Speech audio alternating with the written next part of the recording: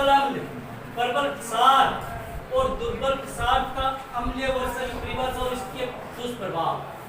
तो प्रबल क्षार का मतलब होता है वे अम्ल जो जलीय विलयन में हाइड्रोजन धनायन के अतिरिक्त वे अम्ल जो जलीय विलयन में अधिक संख्या में H धन आयन देते हैं, प्रबल अम्ल कहलाते हैं। हाइड्रोक्लोरिक अम्ल और सल्फ्यूरिक अम्ल इसका उदाहरण लगा देंगे।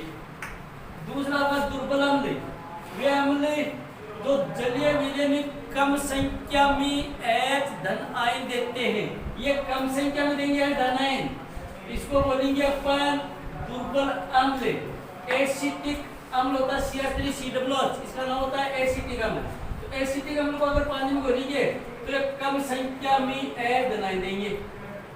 अगला पॉइंट आपका प्रबल क्षार, वे क्षार जो जलीय विलयन में अधिक संख्या में OH ऋण आयन देते हैं। अगर इनको जल में घोलेंगे अपन तो अधिक संख्या में OH ऋण आयन देंगे, इसको बोलेंगे अपन प्रबल क्षार। NaOH सोडियम हाइड्रोक्साइड और KOH पोटेशियम हाइड्रोक्साइड के उदाहरण लगा देंगे। फिर बात आती है दुर्बल क्षार, वे क्षार जो जलीय विलयन में कम संख्या में OH ऋण आयन देते हैं, दुर्बल क्षार कहलाते हैं। अमोनियम हाइड्रोक्साइड NH4 OH लगा देंगे। अगली बात आती है अम्लीय वर्षा की। जब वर्षा जल के pH का मान 5.6 से कम हो जाता है तो उसको अम्लीय वर्षा बोलते हैं। जहां पर pH का मान लिखेंगे वहां पर ध्यान रखना, वर्षा जल के pH का मान कितना होता है? 5.6 से कम होता है। फिर से क्या क्या प्रभाव पड़ते हैं? अम्लीय वर्षा के शुद्ध जल स्रोत का जल वो दूषित हो जाता है। जो शुद्ध जल के स्रोत होते हैं उनका जल अम्लीय वर्षा में दूषित हो जाता है। अम्लीय वर्षा के जलीय जीवों की मृत्यु हो जाती है।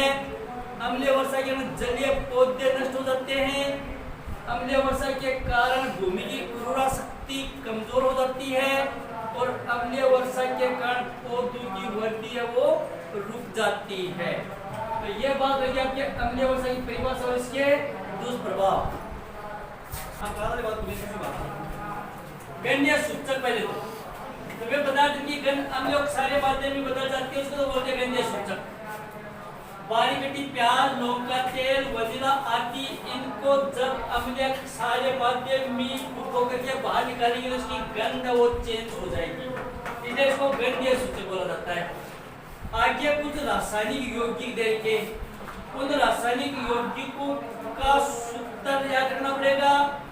फिर इनका रासायनिक नाम और साधारण भाषा में इसको किस नाम से जानते हैं। तो एक तो रासायनिक नाम इनका, फिर रासायनिक सूत्र और फिर साधारण नाम इसका। तो रासायनिक नाम होता है सोडियम हाइड्रोजन कार्बोनेट, इसी में बोलते हैं सोडियम बाइकार्बोनेट। दोनों एक ही नाम है, या तो बोलो सोडियम हाइड्रोजन कार्बोनेट या सोडियम बाइकार्बोनेट, ये तो इनके रासायनिक नाम है। साधारण भाषा में इसको बेकिंग पाउडर के नाम से जाना जाता है, मीठा सोडा के नाम से इसी को जाना जाता है और खाने का सोडा भी इसी को बोला जाता है। सूत्र हो जाएगा इसका NaSCO3, NaSCO3 इसका सूत्र हो जाएगा। बनेगा कैसे? यह सूत्र होता है Na2CO3 सोडियम कार्बोनेट का सूत्र होता है। Na2CO3 सोडियम कार्बोनेट, ये जल और ये कार्बन डाइऑक्साइड।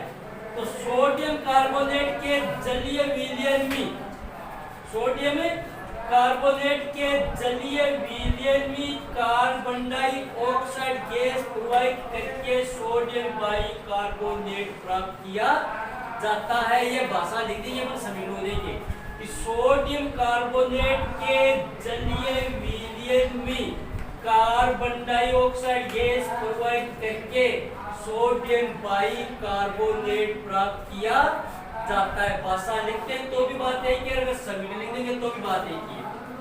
फिर इसका उपयोग कहाँ पर किया जाता है? सोडियम बाइकार्बोनेट का उपयोग पहला जो इसका उपयोग होता है बेकिंग पाउडर बनाने में इसका उपयोग किया जाता है। बेकिंग पाउडर बनाने में इसका उपयोग किया जाता है। दूसरा होता है औषधि निर्माण में इसका उपयोग किया जाता है। विभिन्न प्रकार की औषधियां बनाई जाती हैं इससे। तो औषधि निर्माण में इसका उपयोग किया जाता है। तीसरा जो पॉइंट आपका पेट की अम्लता दूर करने में इसका उपयोग होता है। पेट में जब एसिड की मात्रा गैस बढ़ जाती है, एसिडिटी बन जाती है पेट में, तो फिर सोडियम बाइकार्बोनेट का उपयोग किया जाता है। तो पेट की अम्लता दूर करने में सोडियम बाइकार्बोनेट का उपयोग किया जाता है। इंदो फ्रूट जैसे लवण बनाने में इसका उपयोग किया जाता है। एसिडिटी हो जाती है पेट में तो इंदो लेते हैं, तो इंदो फ्रूट है वो सोडियम बाइकार्बोनेट से बनाया जाता है। रसोई घर में पकौड़ों को फुलाने में इसका उपयोग किया जाता है। रसोई घर में पकौड़े होते हैं तो इन पकौड़ों को जब फुलाया जाता है, फुलाने के लिए किसका उपयोग करते हैं?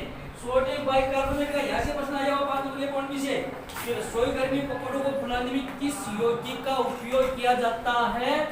तो सोडियम बाइकार्बोनेट का उपयोग किया जाता है।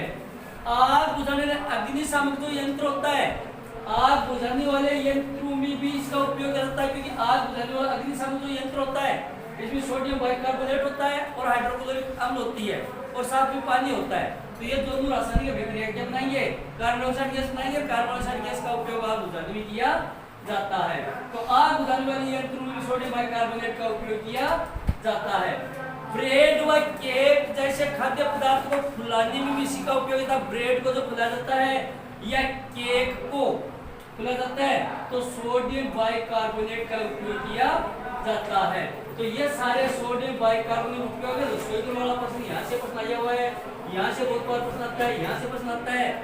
परिभाषा की कोई नहीं पता सोडियम बाइकार्बोनेट क्या है। सोडियम बाइकार्बोनेट का या तो उपयोग हो सकता है, कभी भी तो सीधा उपयोग हो जाता है। सोडियम बाइकार्बोनेट के दो उपयोग बताइए। कभी भी प्रश्न निकाल के पूछता है कि रसोई घर में पकौड़ों को फुलाने में किस यौगिक का उपयोग किया जाता है? सोडियम बाइकार्बोनेट का। पेट की अम्लता दूर करने में किस यौगिक का उपयोग किया जाता है? सोडियम बाइकार्बोनेट का। तो अगर ये उपयोग सारी याद हो जाए जो प्रश्न निकलेंगे वो प्रश्न इनमें से ही निकलते हैं। तो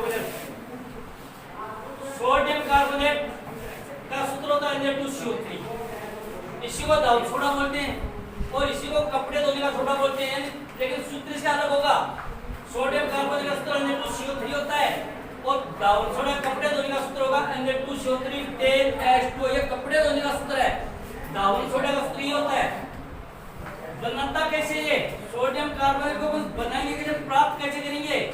तो एक विधि होती है, इसे साल्वीय विधि द्वारा बनाया जाता है। एक वैज्ञानिक था साल्वीय नाम का, इन्होंने इसे बनाने की विधि ज्ञात की। तो साल्वीय विधि द्वारा बनाया जाता है। किस रूप में बनाएंगे? सोडियम बाइकार्बोनेट को अभी बनाया था सोडियम बाइकार्बोनेट NaCO3 को गरम करके NaCO3 सोडियम बाइकार्बोनेट को गरम करके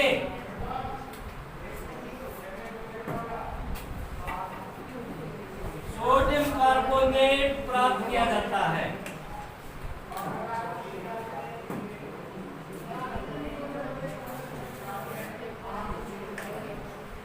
कैसे बनाएंगे? सोडियम बाइकार्बोनेट को गरम करके सोडियम कार्बोनेट प्राप्त किया जाता है। इसको गरम करेंगे अपन तो समीकरण लिख दो। अब लिखा था इसका उल्टा कर दो। किस किसे बनाता?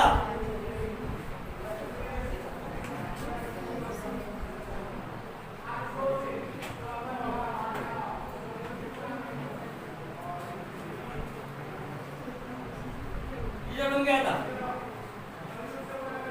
ये गर्म करके लगाओगे यहाँ पर, इसका मतलब गर्म करना होता है। तो सोडियम बाइकार्बोनेट को जब गर्म करेंगे तो सोडियम कार्बोनेट जल और कार्बन डाइऑक्साइड गैस बन जाएगा। तो उसमें क्या लिखना पड़ेगा? अगर ये बनाएंगे अपन तो ये समीकरण लिख देंगे और ये वापस ये बनाएंगे तो इसको वापस तोड़ डालेंगे। एक ही समीकरण याद रखना यही। तो सोडियम बाइकार्बोनेट को जब गर्म करते हैं तो सोडियम कार्बोनेट जल और कार्बन डाइऑक्साइड प्राप्त होता है। लेकिन इससे आपको लेना है तो ये बताइए सोडियम कार्बोनेट को गर्म करके सोडियम बाइकार्बोनेट को गर्म करके सोडियम कार्बोनेट प्राप्त किया जाता है। उपयोग कहाँ कहाँ होता है इसका? क्या क्या उपयोग होता है इसका?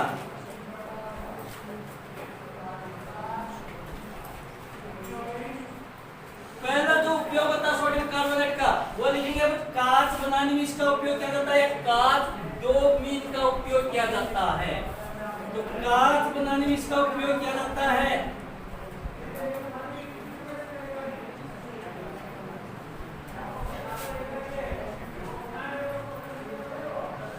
कांच बनाने में इसका उपयोग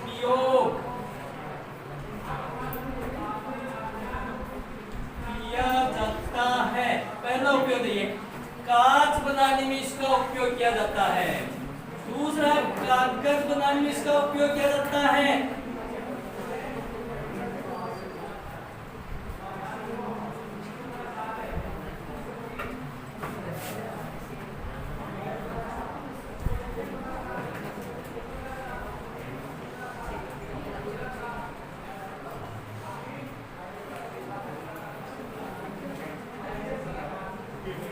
कागज बनाने में इसका उपयोग किया जाता है। तीसरा जो उपयोग होता है इसका, बोरेक्स पाउडर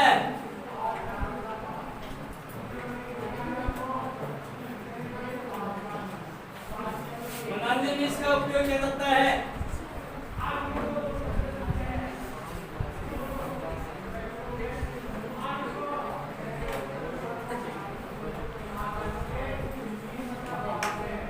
बोरेक्स पाउडर बनाने में इसका उपयोग किया जाता है। चौथा जो उपयोग होता है, जो परीक्षा का प्रश्न है, वह जल की अस्थायी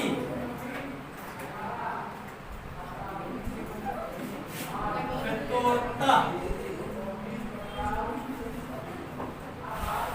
को दूर करने में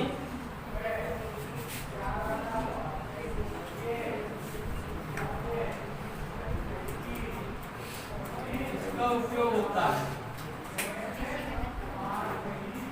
यह आपका सोडियम कार्बोनेट का उपयोग है। कांच बनाने में इसका उपयोग किया जाता है, कागज बनाने में इसका उपयोग किया जाता है, बोरेक्स पाउडर बनाने में इसका उपयोग किया जाता है। और यहाँ से आपका प्रश्न है, जल की अस्थायी कठोरता को दूर करने में इसका उपयोग किया जाता है। बहुत बार प्रश्न आता है कि जल की अस्थायी कठोरता को दूर करने में किस यौगिक का उपयोग किया जाता है? सोडियम कार्बोनेट का उपयोग किया जाता है।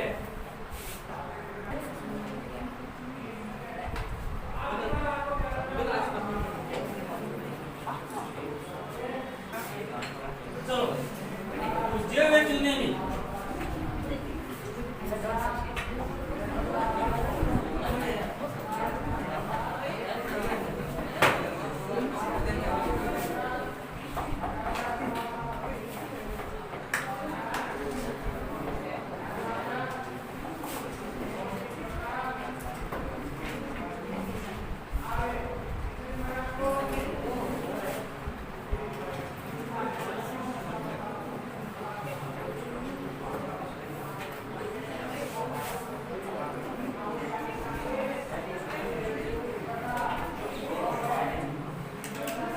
कैसे बनाएंगे?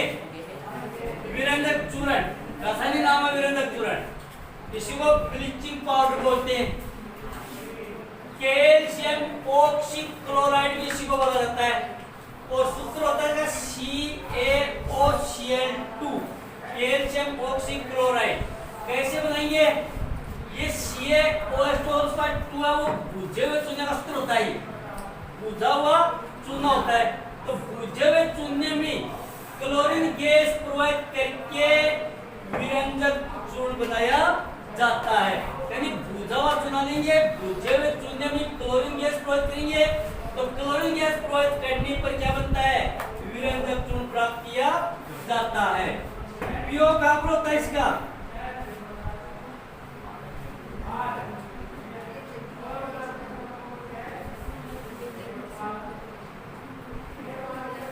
क्या उपयोग होता है इसका?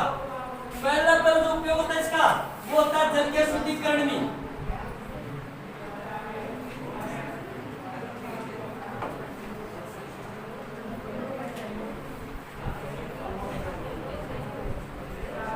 जल के शुद्धिकरण में इसका उपयोग किया जाता है। जल के शुद्धिकरण में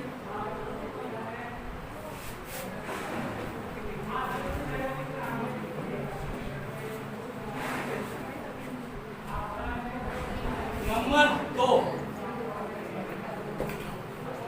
पीने वाले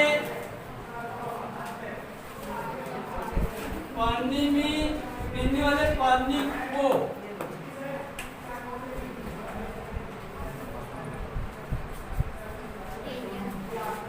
जीवाणु से मुक्त करने में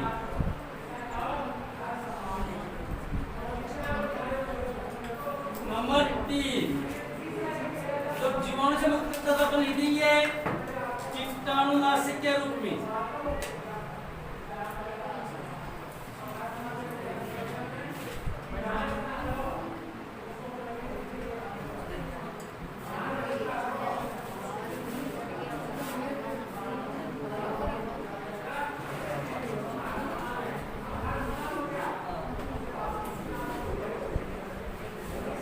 कीटाणुनाशक के रूप में अगला लिखेंगे अपन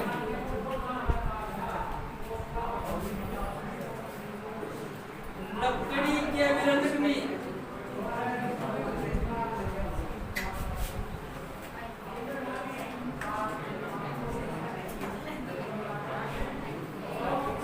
और अगला लिखेंगे अपन वस्तुओं के विरंजक में।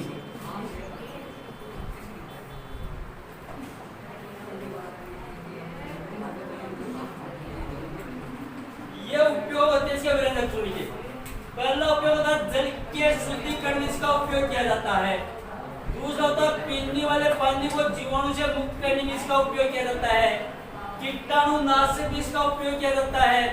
लकड़ी के विरंजक भी इसका उपयोग किया जाता है। वस्तु के विरंजक के रूप में इसका उपयोग किया जाता है। ये आपके विरंजक